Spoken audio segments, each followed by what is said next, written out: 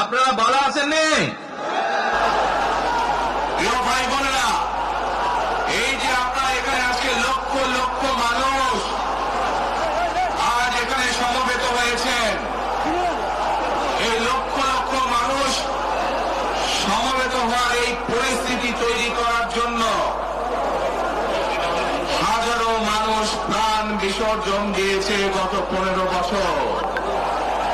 আপনাদের কথা বলার বাক স্বাধীনতার অধিকার, আপনাদের নিরাপত্তা পাওয়ার অধিকার প্রতিষ্ঠিত করার জন্য আজ যে আপনারা এখানে একত্রিত হয়েছেন, এই অধিকার প্রতিষ্ঠিত করতে গিয়ে আমরা আমাদের মাঝে থেকে ইলিয়াস আলীকে হারিয়েছি, আমরা আমাদের মাঝে থেকে জুনায়েদকে হারিয়েছি, আমরা আমাদের মাঝে থেকে দিনারকে হারিয়েছি।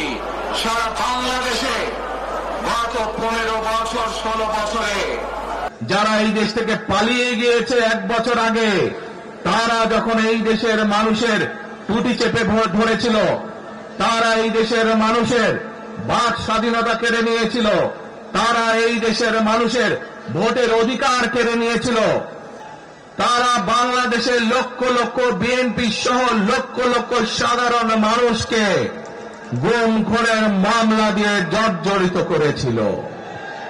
প্রিয় ভাই বোনেরা, আমরা দেখেছি বিগত 15-16 বছরে উন্নয়নের নাম করে কিভাবে দেশের মানুষের সম্পদ লুটপাট করে বিদেশে পাচার করে দেওয়া হয়েছে। আজকে এই যে ঢাকা থেকে সিলেট বা সিলেট থেকে ঢাকার যে মহাসড়ক, 2005 সালে আমি এসেছিলাম, সুনামগঞ্জে বন্যা হয়েছিল, আমার আসতে লেগেছিল 4.5 ঘন্টার মতন, কিন্তু আজ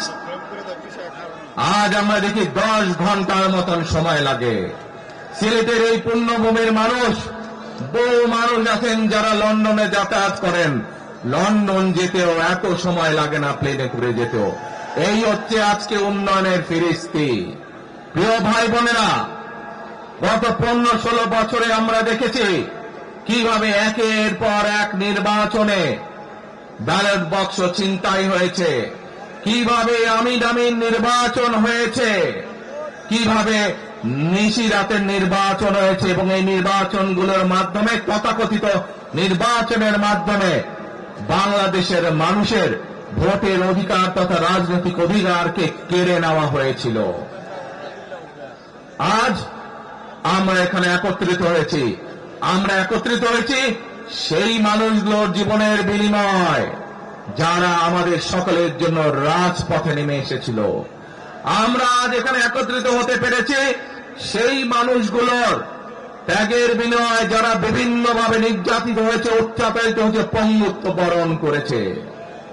2024 সালের 5ই আগস্ট ছাত্র জনতার অভ্যুত্থানের ভিতর দিয়ে বাংলাদেশের মানুষ 71 সালে যেভাবে দেশকে স্বাধীন করেছিল, 2024 সালের 5ই আগস্ট সেই স্বাধীনতাকে বাংলাদেশের মানুষ রক্ষা করেছে তাদের অধিকারকে প্রতিষ্ঠিত করার জন্য।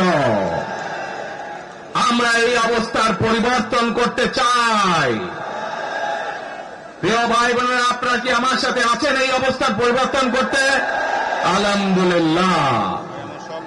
প্রিয় ভাই বোনেরা, আমরা সারা বাংলাদেশের কৃষক ভাইদের পাশে দাঁড়াতে চাই। যদি ইনশাআল্লাহ আপনারা আগামী 12 তারিখে ধানের শীষকে জয়যুক্ত করতে পারেন, আমরা ইনশাআল্লাহ সারা বাংলাদেশের কৃষকদের পাশে তাহলে দাঁড়াতে পারবো।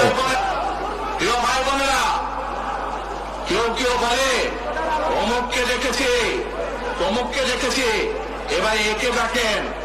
প্রিয় ভাই বোনেরা, 1971 সালের যুদ্ধ, যে যুদ্ধে লক্ষ মানুষের প্রাণের বিনিময়ে দেশ স্বাধীন হয়েছে, আমাদের এই প্রিয় মাতৃভূমি, সেই মাতৃভূমিকে স্বাধীন করার সময় অনেকের ভূমিকা আমরা দেখেছি, যাদের ভূমিকার কারণে এই দেশের লক্ষ লক্ষ ভাইয়েরা শহীদ হয়েছে, এই দেশের লক্ষ লক্ষ মা বোনেরা তাদের সম্মানহানি হয়েছে, তাদেরকে তো বাংলাদেশের মানুষের মধ্যে দেখেই নিয়েছে।